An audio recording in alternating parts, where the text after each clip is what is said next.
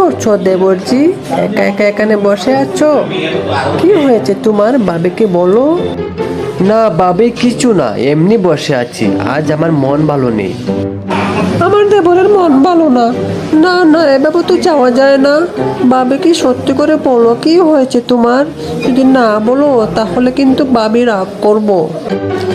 আচ্ছা ভাবি, বলতেছি, কিন্তু তুমি কাউকে বলতে পারবে না। ওকে বলবো না। আসলে ভাবি, আমি একটা মেয়েকে অনেক পছন্দ করতাম। মেয়েটাও আমাকে অনেক পছন্দ করত, কিন্তু তার মা বাবা তাকে জোর করে বিয়ে দিয়ে দিছে, আর সেটা আমি আজ জেনেছি। ও আচ্ছা, এই ব্যাপার। মেয়েটা কি তোমাকে বলেনি যে ওরে জোর করে বিয়ে দিয়ে দিচ্ছে? কিভাবে বলবে? তখন তো ওর কাছ থেকে মোবাইলটাও নিয়ে নিচ্ছে। আচ্ছা যাই হোক, এখন আর চোখের পানি ফেলে লাভ নেই। তো তোমাকে একটা কথা বলতে পারি?